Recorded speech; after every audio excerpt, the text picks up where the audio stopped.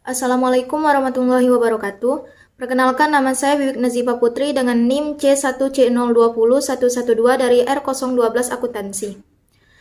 Baiklah, pada video kali ini saya akan mempresentasikan materi tentang perpajakan. Adapun pokok pembahasannya adalah yang pertama timbulnya utang pajak, yang kedua hapusnya utang pajak, dan yang ketiga penagihan pajak. Yang pertama, timbul dan hapusnya utang pajak. Dalam hukum pajak, dikenal ada dua ajaran yang mengatur tentang timbulnya utang pajak, yaitu ajaran formil dan ajaran material. Ajaran formil, hutang pajak timbul karena dikeluarkannya surat ketetapan pajak oleh fiskus, sehingga jika belum ada surat ketetapan pajak, maka berarti belum timbul hutang pajak. Ajaran ini diterangkan pada Official Assessment System. Sedangkan ajaran material, hutang pajak timbul karena berlakunya undang-undang, tanpa diperlukan suatu perbuatan manusia. Asal dipenuhi syarat adanya suatu tatbesten. Tatbesten ditentukan sendiri dalam undang-undang pajak yang bersangkutan, terdiri dari keadaan, perbuatan, atau peristiwa tertentu yang harus dikenakan pajak. Hapusnya utang pajak dapat terjadi karena wajib pajak telah membayar hutang pajak, telah dilakukan kompensasi pembayaran, telah habis masa penagihannya, diterbitkan keputusan penundaan penagihan, wajib pajak yang menunggak setelah dilakukan penelitian telah meninggal atau pailit, dan tidak memiliki ahli waris dapat diusulkan untuk menghapus hutang pajak. Dan yang terakhir, berakhir karena pengecualian. Dan yang kedua, penagihan pajak. Penagihan pajak dengan surat paksa diatur dalam Undang-Undang Nomor 19 Tahun 2000. Dalam melaksanakan penagihan pajak dengan surat paksa, perlu diketahui beberapa pengertian yang ditetapkan dalam undang-undang. Yang pertama adalah penanggung pajak. Adalah orang pribadi atau badan yang bertanggung jawab atas pembayaran pajak, termasuk wakil yang menjalankan hak dan kewajiban pajak menurut peraturan perundang-undangan pajak. Yang kedua, penagihan pajak.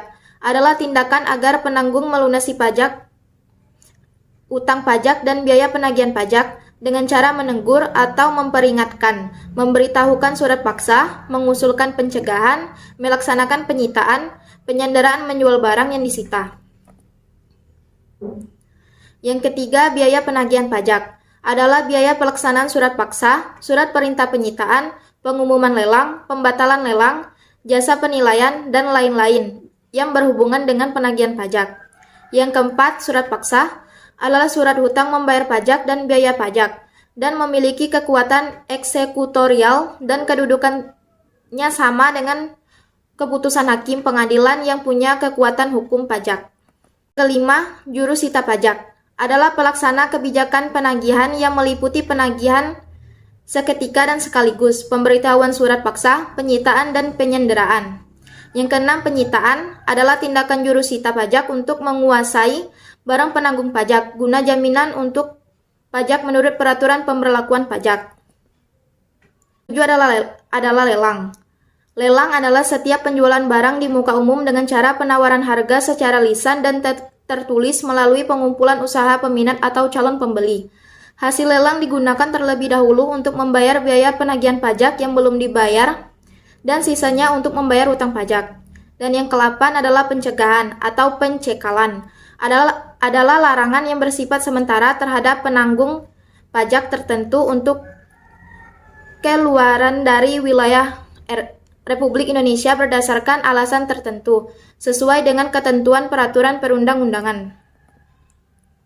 Dan yang terakhir adalah penyanderaan.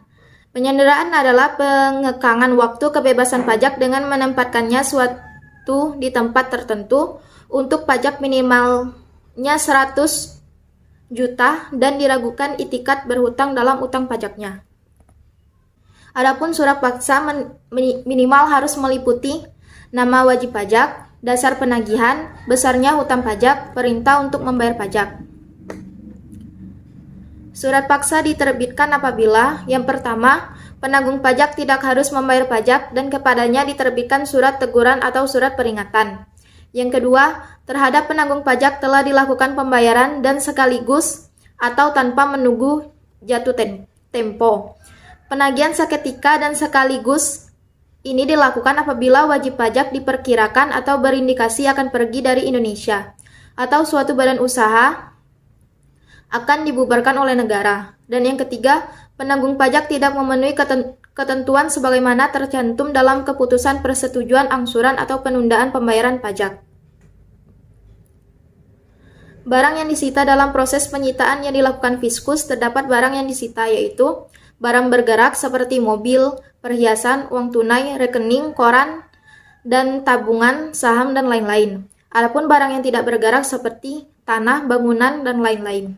Khusus untuk barang yang bergerak, terdapat barang bergerak yang dikecualikan dari penyitaan, yaitu pakaian dan tempat tidur beserta perlengkapan yang digunakan penanggung pajak dan keluarganya, persediaan makanan dan minuman untuk 1 bulan, perlengkapan dinas yang diperoleh dari negara, buku yang bertalian dengan jabatan atau pekerjaan penanggung pajak, peralatan dalam keadaan jalan untuk berusaha yang dinilai layak lebih dari 20 juta atau sesuai keputusan Menteri Keuangan atau Kepala Daerah, peralatan orang cacat yang digunakan oleh penanggung pajak dan keluarga. Ada kalanya penanggung pajak yang tidak kooperatif mendapatkan sanksi penyandaraan. Penanggung pajak yang disandera dapat dilepas apabila yang pertama, utang pajak dan tagihan telah dibayar lunas. Yang kedua, jangka waktu yang ditetapkan dalam surat perintah penyandaraan itu telah terpenuhi. Dan yang ketiga, berdasarkan putusan pengadilan yang berkekuatan hukum tetap. Dan yang terakhir, pertimbangan tertentu dari Menteri Keuangan atau Gubernur. Adapun mekanisme penagihan pajak dengan surat paksa adalah sebagai berikut. Yang pertama, 7 hari setelah jatuh tempo. Bila hutang tidak dilunasi, maka akan diterbitkan surat teguran kepada wajib pajak. Yang kedua, 21 hari setelah diterbitkan surat teguran, masih belum lunas, maka diterbitkan surat paksa. Yang ketiga, setelah 2 kali 24 jam surat teguran terbit belum lunas, maka diterbitkan surat perintah melaksanakan penyitaan. Yang keempat, 14 hari setelah dilaksanakan tagihan surat paksa belum lunas, maka diterbitkan surat perintah untuk mengumumkan tentang pelelangan surat umum. Yang kelima, 14 hari setelah pengumuman belum lunas, maka dikenakan sanksi berupa tindakan pelelangan di muka umum. Yang keenam, bagi penunggak pajak lebih dari 100 juta belum melunasi hutang pajaknya karena hasil lelang lebih kecil dari hutang pajak, maka dapat dikenakan sanksi penjara kurangnya selama 6 bulan dan dapat diperpanjang lagi selama 6 bulan. Sekian presentasi dari saya. Apabila ada kesalahan kata, mohon dimaafkan. Wassalamualaikum warahmatullahi wabarakatuh.